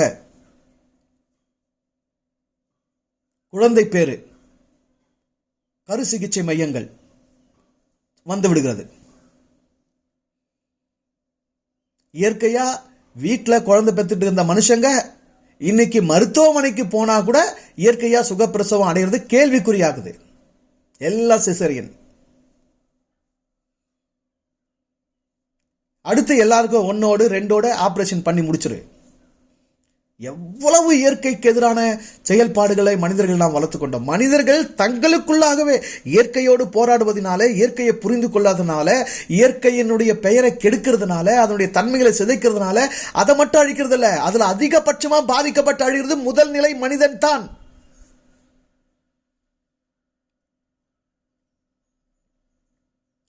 இந்த சிதைவை சீர் பண்ணாம, இந்த சீரழிவை சரியாக்காம, இந்த நிலையை புரிஞ்சிக்காம, உணர்ந்துக்காம உன்னுடைய வேண்டுதல், என்னுடைய வேண்டுதல் முழுமை பெறுவது இல்லை. நாம் எப்படிப்பட்ட புரிதல் கொண்டிருக்கிறோம் என்பதை நிதானமாக சிந்திக்க வேண்டியவர்களாக நாம் இருக்கிறோம். இறைமையும் இயற்கையும் பிரிக்கும் உரிமையை உனக்கும் எனக்கும் யார் கொடுத்தது? எதில் இறைமை இல்லை? எதுவாக அவன் வெளிப்பட்டிருக்கின்ற எது ஒன்றில் அவன் இல்லை? எதை அசிங்கமாக பார்க்கிறாய்? எதனை அவமதிப்பு செய்கிறாய்? எது தேவையற்றது என்று எண்ணுகிறாய்? பொதுவா பாருங்க, காட்டுலையோ அல்லது வயல்கள்லையோ விளைஞ்சிருக்கிற பல செடிகளை, பல தாவரங்களை நாம தேவையில்லாதது, களைச்செடிங்க, இதெல்லாம் காடு அடைச்சு நிற்குது, இதெல்லாம் நடக்கும் வழியில தேவையில்லாதா இருக்குதுன்னு நினைக்கிறோம். நமக்கு தெரியல, அதன் பயன்பாடு நமக்கு தெரியல. அதுவே நமக்கு எவ்வளவு பெரிய உணவா இருக்குன்னு நமக்கு தெரியல. அதுவே நமக்கு எவ்வளவு பெரிய மருந்தா இருக்குன்னு தெரியல. அது எத்தனை உயிர்களுடைய தேவையா இருக்குன்னு நமக்கு தெரியல. இதெல்லாம் கடந்து வேற விலங்குகளுக்கோ, பறவைகளுக்கோ, மனிதர்களுக்கோ உணவாவோ மருந்தாவோ ஒரு தாவரம் இருக்குதா இல்லையான்னு தெரியலனாலும், நிலம் என்னும் பூமிக்கு அந்த தாவரங்கள் உணவாக இருக்கிறது என்கிற அறிவு நமக்கு இல்லை. புரியுதா உங்களுக்கு? நீங்க பயன்படுத்தல, நான் பயன்படுத்தல, மிருகங்கள் பறவைகள் பயன்படுத்தலன்னா கூட பரவாயில்லைங்க. ஒரு பூமியில சில செடிகள் விளைஞ்சிருக்குதுன்னா அது முதன்மையா பூமிக்கு உணவாக வேண்டிய, பூமியினாலேயே தயாரிக்கப்படுகின்ற நிலத்துக்கான உணவு என்கிற அறிவு புரிதல் கூட நமக்கு கிடையாது. சும்மா எல்லாம் எதுவும் கிடையாது, தேவையில்லாம இங்க எதுவும் கிடையாது. அப்படிலாம் இறைமை இங்கு எதையும் படைக்கிறதுல, எந்த ஒரு தோற்றத்திலும் அது வெளிப்பட்டு இல்லை.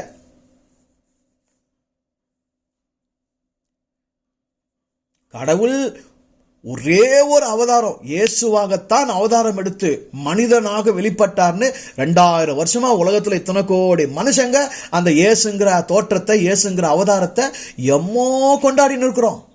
இங்க கடவுள் கிருஷ்ணனா வெளிப்பட்டார், கடவுள் ராமனா அவதாரம் எடுத்தார்னு அந்த அவதாரத்தை இங்க கொண்டாடி இருக்கிறோம். எல்லாம் முட்டாள்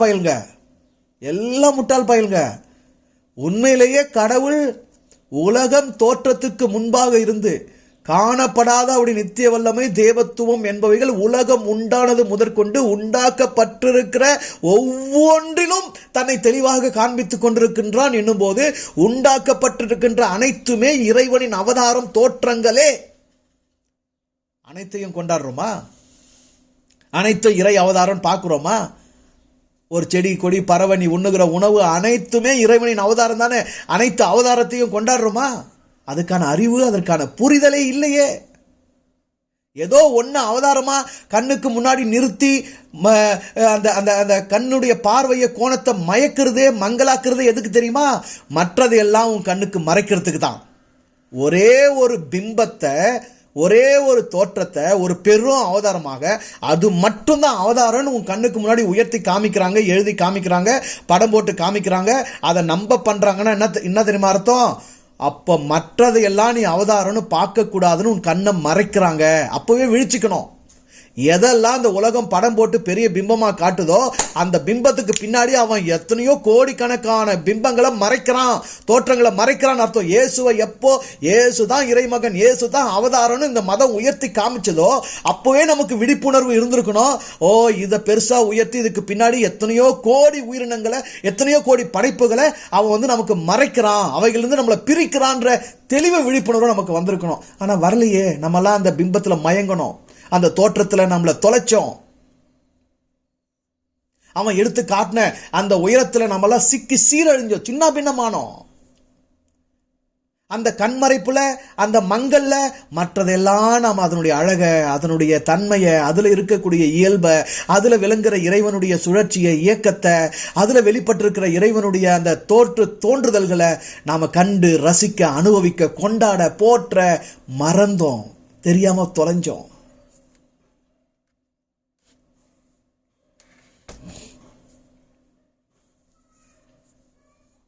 இந்த உலகம் பெரும் பிம்பமாய் காண்பிக்கிற எந்த ஒன்றிலும் உன்னை நீ இழக்காதே, உன்னை நீ தொலைக்காதே.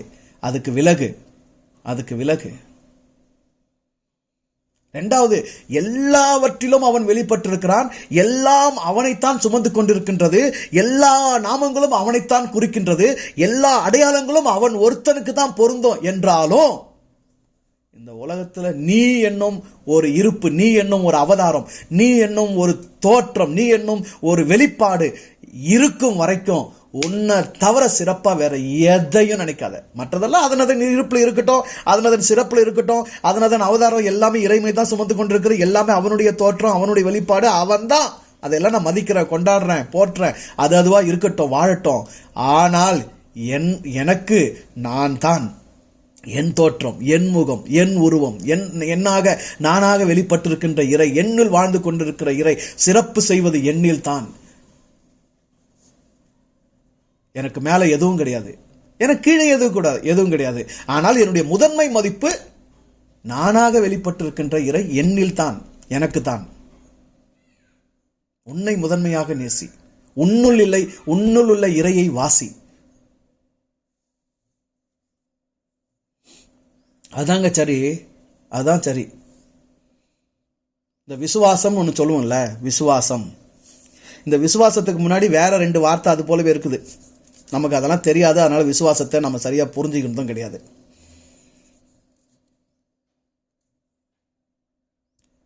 உசுவாசம், நிசுவாசம் அப்படின்னு 2 வார்த்தை இருக்கு. உசுவாசம், உசுவாசம், உ கூட்டல் சுவாசம், உசுவாசம் அப்படின்னா என்னன்னா, உள்ள இழுக்கிற பிராண காற்றுன்னு அர்த்தம். மூச்சு காற்று, உயிர் காற்றை உள்ள இழுக்கிறோம் பாத்தீங்களா, அந்த செயலுக்கு உசுவாசம் அர்த்தம். சரி, இப்படி செஞ்சீங்க. உள்ள ஒரு மனுஷன் உயிர் காற்று, ஆக்சிஜன் சொல்றோம் இல்லையா, அந்த உயிர் காற்றை உள்ள இழுத்தா என்ன ஆகுது? அந்த காற்று உங்களுடைய தலை முடியிலிருந்து கால் நகம் வரைக்கும் உள்ளுறுப்புகள், உடல் உள்ள அத்தனை செல்களும் அந்த காற்றை சுவாசிக்குது. அதுக்கு பேர் தான் உசுவாசம். நுரையீரல் வழியா அந்த காற்று, அந்த உயிர் காற்று உடல்ல அத்தனை செல்களும் சுவாசிக்குது. அப்ப முழு உடலும், அனைத்து செல்களும் உயிர் காற்றை சுவாசிக்குது. உள்ளிழுக்கும் செயலுக்கு பேரு உசுவாசம். அடுத்து நிசுவாசம். நிசுவாசம், நீ கூட்டல் சுவாசம் அப்படின்னா, அந்த பிராண காற்று சுவாசித்து உடலின் செல்கள் அத்தனையும் அதை கரிமல வாயுவை, தேவையில்லாத காற்றை வெளியே அனுப்புது பாத்தீங்களா, கார்பன் டை ஆக்சைடுன்னு சொல்றோம் இல்லையா, அந்த வெளியேற்றுகிற, அந்த காற்றை வெளியேற்றுகிற அந்த செயலுக்கு நீ சுவாசம், நிசுவாசம்னு பேரு. அப்போ எங்கிருந்து நுரையீரலுக்கு மட்டும் வருது அந்த காத்து? இல்ல, அனைத்து செல்கள் இருந்து காற்று வெளிப்படுகிறது. இப்ப இந்த உசுவாசம், நிசுவாசம், இந்த 2 சொற்கள், அந்த உடலினுடைய இயக்க செயல்பாடுகள், இதெல்லாம் மனசுல கொண்டு இப்ப விசுவாசம், வி கூட்டல் சுவாசம், வி என்பது என்ன? விரிந்து பரந்து விரிவாக அனைத்திலும் நிலைத்திருக்கின்ற ஒன்று. சுவாசம். சுவாசம் என்பது தெரியும், உள்ளிழுக்கிறது இல்ல வெளியே தள்ளுறது, காற்று சம்பந்தமானது. இப்ப விசுவாசம் என்பது என்னன்னா, முதன்மையா உன்னுடைய முழுமை சகலத்தையும், எப்படி அனைத்து செல்களும் சுவாசிக்கின்றது, அனைத்து செல்களும் காற்றை வெளியேற்றுகின்றது தான் நம்ம சுவாசம்னு சொல்றோம். அதுபோல உன்னுடைய அனைத்தையும் நீ அறிவது, உன்னுடைய அனைத்தையும் நீ உணர்வது, உன்னுடைய அனைத்தையும் நீ கொண்டாடுவது, உன்னுடைய அனைத்தையும் நீ மதிப்பது, உன்னுடைய அனைத்தையும் நீ ஏற்றுக்கொள்வது, உன்னுடைய அனைத்திலும் நீ நீயாகவே இருப்பதற்கு பெயர்தான் விசுவாசம். இப்படி இறைவனுடைய அனைத்தையும் கொண்டாடுவது, இறைவனுடைய முழுமையை ஏற்றுக்கொள்வது, இறைவனுடைய முழுமையை புரிந்து கொள்வது, இறைவனுடைய முழுமையில் ஒன்றரை கலப்பது, இறைமயமாகவே அனைத்துமாக மாறுவதற்கு பெயர் தான் விசுவாசம். அப்ப தேவனை விசுவாசினா என்ன அர்த்தம்? இறைமையை விசுவாசினா என்ன அர்த்தம்னா, இறைமையினுடைய காணப்படாத நிலையாகிய வெட்டவெளி நிலை, காணப்படுகின்ற நிலையாகிய தோற்றங்களாக வெளிப்பட்டிருக்கின்ற படைப்பு நிலை, அனைத்தையும் ஒத்துக்கொள்வது, அனைத்தையும் உள்வாங்குவது, அனைத்தையும் கொண்டாடுவது, அனைத்தையும் புரிந்து கொள்வது, சகலத்தையும் சுவாசிப்பதே விசுவாசம். சகலத்தையும் உள்வாங்குவதே விசுவாசம். சகலவுமாய் வியாபித்திருக்கிற அவனை முழுமையாக ஏற்றுக்கொள்வதா விசுவாசம். அந்த முழுமை தான் இந்த முதல் வசனத்தில் விளக்கப்படுது. பர மண்டலங்களில் இருக்கிற எங்கள் பிதாவே, அது காணப்படாத நிலை. உம்முடைய நாமம், நாமம்னு வந்துட்டாவே என்ன அர்த்தம்? ஏதோ ஒரு பொருளா, ஏதோ ஒரு தோற்றமா காணப்படுகின்ற நிலைக்கு நீ வந்துட்டேன்னு அர்த்தம். வந்தாதான் உனக்கு பேர் வைக்க முடியும், வரலன்னா உனக்கு பேர் இல்லை. இல்லைன்றதுக்கு பேர் தேவையில்லை, இருக்குதுன்றது தெரிஞ்சாதான் அதுக்கு பேர் வைக்கணும். அப்ப நாமோன்றது வந்துட்டாவே நீ வெளிப்படுகின்ற காணப்படுகிற நிலைக்கு, உன்னுடைய அடுத்த கட்டம் மறுபாதைக்கு நீ தெரிகிறேன்னு அர்த்தம். தோற்றத்துக்கு வந்துட்ட. அப்ப படைப்பு இது. முதன்மை வரி படைத்த நிலையை, படைத்தவனுடைய நிலை. இரண்டாவது நிலை அந்த படைத்தவன் படைப்பாக வெளிப்பட்ட நிலை. ஆகதான் உம்முடைய நாமம் பரிசுத்தப்படுவதாக. இந்த முழுமையை நீ விளங்கிக்கிறது, உணர்ந்துக்கிறது, அந்த முழுமைக்கு ஒப்படைத்து வாழ்வது தாங்க விசுவாச வாழ்க்கை. இல்ல நான் காற்றை உள்ள மட்டும் தான் இழுப்பேன், வெளியே விட மாட்டேன் அப்படின்னா பணமாயிடுவேன். இல்லை நான் வெளியே தான் விட்டு நிற்பேன், உள்ள சுவாசிக்க மாட்டேன், உள்ள இழுக்க மாட்டேன் அப்படின்னாலும் பணமாயிடுவேன். ரெண்டும் நடக்கணும். அதுபோல படைத்தவனையும் படைப்புகளையும் சரிவர முழுமையாக புரிந்து கொண்டு, அந்த படைத்தவன் படைப்பாகிய உன்னில் எவ்வாறு விளங்குகிறான் என்பதை முழுமையாக உள்வாங்கி, உன்னை கொண்டாடி, உன்னில் உள்ள இறைமையின் முழுமையை நீ சிறப்பித்து பேணி, அதனை போற்றி, அதற்கு நீ எதுவும் தேவையில்லை, ஆனால் அது நீயாக வெளிப்பட்டிருக்கிறது என்பதனாலே எல்லா தேவையும் எல்லா சேவையும் உனக்கு செய்யுது. உன்னுடைய சகலத்தையும் நீ கொண்டாடி அனுபவித்து வாழும் வாழ்க்கை தான் விசுவாச வாழ்க்கைன்னு புரிஞ்சுக்கணும். அதை விட்டுட்டு இயேசுவை நம்புறது, பைபிளை நம்புறது, பரலோகத்தை நம்புறது, இதுல எழுதியிருக்கிற கதைகளை நம்புறது, ஆபிரகாமை நம்புறது, தாவீதை நம்புறது, இதெல்லாம் விசுவாச வாழ்க்கை. அவங்களுடைய வரலாறு கட்டுக்கதைகள்லாம் பேசினுக்கிறது விசுவாச வாழ்க்கைன்னு நினைச்சோன்னா முடிஞ்சு கதை, ஏமாந்தோம், மிளகா அரைச்சிட்டாங்க. புரிஞ்சிக்க முயற்சி பண்ணுவோம். இதை மீண்டும் நீங்க உங்க உள்ளத்துல போட்டு அசை போடுங்க, இதை சிந்திங்க. பரமண்டலங்களில் இருக்கிற எங்கள் பிதாவே, உம்முடைய நாமம் பரிசுத்தப்படுவதாக. ஏன் இந்த தேவை இருக்கு? 2000 வருஷத்துக்கு முன்னாடியே இந்த மனுஷன் உணர்ந்திருக்கிறானே. இறைமை அழைக்கப்பட்டாலும், இறைமை மனிதர்களால் உணரப்பட்டாலும், அந்த இறைமையின் வெளிப்பாடுகளாகிய, இறைமையின் அடையாளங்களாகிய இந்த படைப்புகள் போற்றப்படாமல் இருக்கின்றது, சிதைக்கப்படுகின்றது. ஆகவே இறை முழுமை இங்கு கேள்விக்குறியாக இருக்கின்றது என்பதை உணர்ந்தபடினால்தான் வேண்டுதலின் முதல் வேண்டுதலாகவே உம்முடைய நாமம் பரிசுத்தப்படுவதாக, உம்முடைய பெயர் தூயதென போற்றப்படுவதாக. Hallowed be thy name. உம்முடைய பெயரை தூய்மையாக காக்கப்பட வேண்டும். உன்னை காக்க வேண்டிய அவசியம் கிடையாது, ஆனா நீ வெளிப்பட்டிருக்கிறிய, இந்த வெளிப்பாட்டை காக்க வேண்டியிருக்குது, இந்த வெளிப்பாடை கொண்டாட வேண்டியிருக்குது, இந்த வெளிப்பாட்டின் தன்மையை சிதைக்காம பேண வேண்டிய அவசியம் இருக்குது. இதை மனிதர்கள் தான் செய்யறாங்க. ஆனா அதனால மனிதர்கள் தான் இந்த வேண்டுதலை செய்யணும், மனிதர்கள் தான் இதை புரிஞ்சுக்கணும், மனிதர்கள் தான் இதை உணர்ந்துக்கணும். இது வெறும் மனித கூட்டத்தின் தேவை, மற்ற எந்த உயிரின கூட்டத்தின் தேவையும் கிடையாது. நேச்சரை ரசிக்கிற, இயற்கையை நான் ரசிக்கிறேன்னு போது நீங்க என்ன நம்ம அறியாம நம்ம என்ன செய்யறோம் பாருங்களா. பறவையை ரசிக்கிறோம், மான்கள் விலங்குகள் கூட்டத்தை ரசிக்கிறோம், பூக்களை, தாவரங்களை, மலைகளை, கடலை, வானத்தை எல்லாத்தையுமே ரசிக்கிறோம். இயற்கையை ரசிக்கிறோன்னு சொல்றோம். அதுல இருந்து யாரை மட்டும் பிரிச்சுக்கிறோம்? மனிதர்களை மட்டும் பிரிச்சுக்கிறோம். என்னைக்காவது மனிதர்களை உள்ளடக்கி இயற்கையை ரசிக்கிறேன்னு சொல்றீங்களா? சொல்றோமா? மனிதர்களை நான் பார்த்துட்டு இருக்கிறேன், ஸோ நேச்சரை ரசிக்கிறேன்னு சொல்றீங்களா? அப்போ மனநிலையே நம்முடைய உளத்தியல் ரீதியாகவே நம்ம எப்படி மாறி இருக்கோம் பாருங்க. ஒட்டுமொத்த உயிரின படைப்பில் இருந்து, சுழற்சியில் இருந்து, அந்த இயற்கை என்னும் அந்த பேர் அழகில் இருந்து மனித கூட்டத்தை மட்டும் நம்முடைய மனம் பிரிச்சுக்குது. மனிதர்கள் வேறு, இயற்கை வேறு என்று ஆகிவிட்டோம். அப்ப இயற்கைக்கு மனிதர்கள் இவ்வளவு தூரமான பிறகு அந்த இயற்கையின் இசைவிலும் இணக்கத்திலும் அசைவிலும் கலந்து கரைந்து கண்ணுக்கு தெரியாமல் உள்ளிருந்து பேர் இயக்கமாக பேரறிவாக விளங்கி கொண்டிருக்கிற இறைமையோடு எப்படி உருவாட முடியும்? ஆக முதல்ல இறைவனுடைய காணப்படுகின்ற நிலைக்கு போ, நாமத்துக்கு போ, அதை போற்று, அதை புரிஞ்சுக்கோ. அந்த அடையாளம் என்ன, என்னமா தோற்றமா அது வெளிப்பட்டு இருக்கின்றோ அதை அதுவாகவே சிறப்பிக்க பாரு. அதுகிட்ட முதல்ல போ. அங்க போனாவே தன்னால எங்கதான் போயிடுவேன்? இறைமை கிட்ட தான் போயிடுவோம். இயற்கையினிடம் வந்தாலே நீ இறைவனிடம் வந்து விடுகிறாய். இயற்கையை புரிந்தாலே இறைவனை புரிந்து கொள்ளுகிறாய். இயற்கையை உணர்ந்தாலே இறைவனை நீ உணர்ந்து கொள்ளுகிறாய். அதை தான் இன்னொரு முறையில் என்னன்னு சொல்றேன்னா, நீ உங்ககிட்ட வா, உன் உடம்பு கிட்ட வா, காணப்படுகின்ற உன் உடம்பு கிட்ட வா, அதுல காணப்படாமல் இருந்து கொண்டிருக்கின்ற உயிராகிய இறைவனை நீ புரிஞ்சு கொள்ள முடியுங்கிறோம். இவ்வளவு எளிமையா இருக்கு சித்தாந்தம், இவ்வளவு எளிமையா இருக்கு ஆன்மீகம். உனக்கும் உன் கண்ணுக்கு தெரிகிற இந்த படைப்புகளோடு நெருக்கமாக இருக்கிறது ஆன்மீகம். இதுக்கு எபிரேய மொழியிலேயோ இல்ல சமஸ்கிருத மொழியிலேயோ எழுதின வேதங்களை மொழிபெயர்ப்பு செஞ்சு பல்வேறு வியாக்கியான நூல்களை வச்சு எல்லாம் நீ இன்டர்பிரேட் பண்ண வேண்டிய அவசியமே கிடையாது. உன்னில் இருப்பது, உன்னை சுற்றிலுள்ள படைப்புகள் இருப்பது, இந்த இயக்கமும் இந்த இணக்கமும் இந்த இசையும் புரிஞ்சிட்டா எல்லா மத வேத நூல்கள் இருந்தும் நல்லதை எடுக்க முடியும், தேவையில்லாத தூக்கி போட முடியும். எல்லாத்தையும் உன்னோடு பொருத்தி உன்னுடைய வாழ்வுக்கு வளமானது, உலக நன்மைக்கு தேவையானதை சரியா பிரிச்சு கொடுக்க முடியும். அந்த பக்கம் வந்துடும். புரிஞ்சிக்க முயற்சி பண்ணுவோம். தொடர்ந்து நாம வருகிற வாரங்களில் மற்றவர்களை சிந்திப்போம். புரிஞ்சுக்கோங்க. நல்லா இருங்க, சந்தோஷமா இருங்க. வாழ்த்துக்கள்.